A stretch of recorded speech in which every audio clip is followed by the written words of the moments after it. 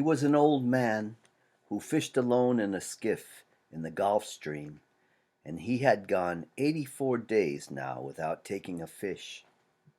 In the first 40 days a boy had been with him, but after 40 days without a fish, the boy's parents had told him that the old man was now definitely and finally Salano, which is the worst form of unlucky, and the boy had gone at their orders in another boat which caught 3 good fish at the first week. It made the boy sad to see the old man come in each day with his skiff empty, and he always went down to help him carry either the coiled lines or the gaff and harpoon and the sail that was furled around the mast. The sail was patched with flour sacks and furled. It looked like the flag of permanent defeat. The old man was thin and gaunt with deep wrinkles in the back of his neck. The brown blotches of his benevolent skin cancer the sun brings from its reflection on the tropic sea were on his cheeks. The blotches ran well down the sides of his face, and his hands had the deep, creased scars from handling heavy fish on the cords. But none of these scars were fresh. They were as old as erosions in a fishless desert. Everything about him was old except his eyes, and they were the same color as the sea, and were cheerful and undefeated.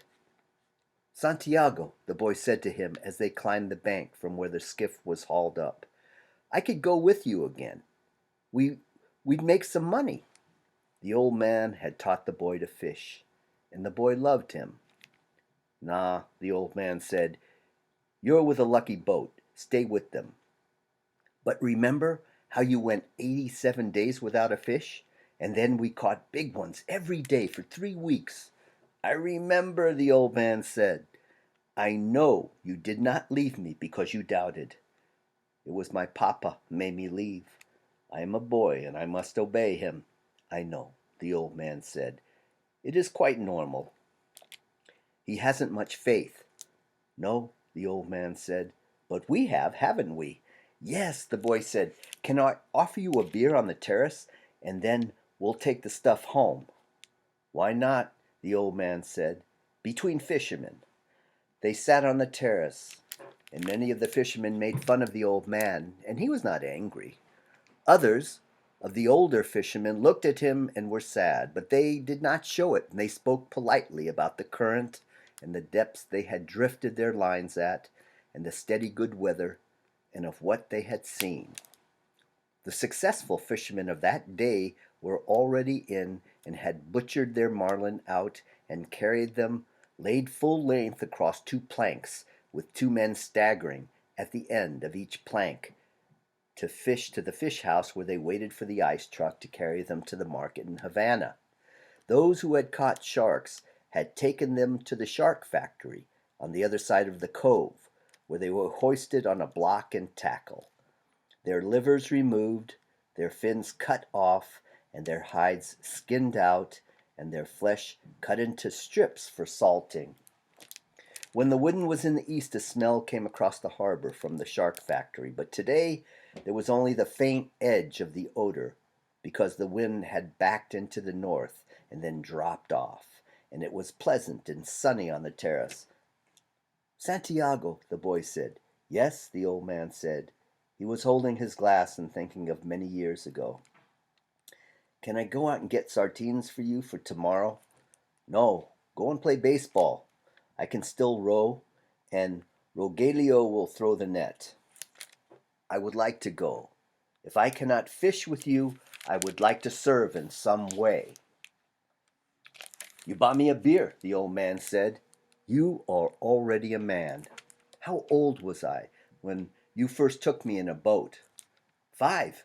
And you nearly were killed when I brought the fish in to Green, and he nearly tore the boat to pieces. Can you remember?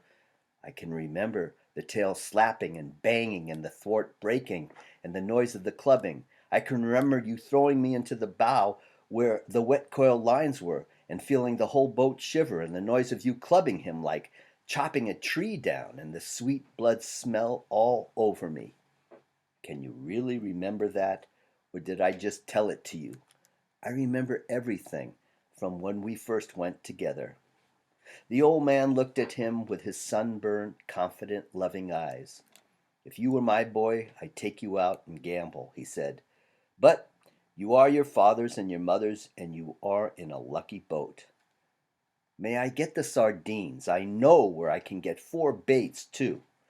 I have mine left from today. I put them in salt in the box. Let me get 4 fresh ones. 1, the old man said. His hope and his confidence had never gone, but now they were freshening as when the breeze rises. 2, the boy said. 2, the old man agreed. You didn't steal them. I would, the boy said, but I bought these. Thank you, the old man said. He was too simple to wonder when he had attained humility, but he knew he had attained it, and he knew it was not disgraceful, and it carried no loss of true pride. Tomorrow is going to be a good day with this current, he said.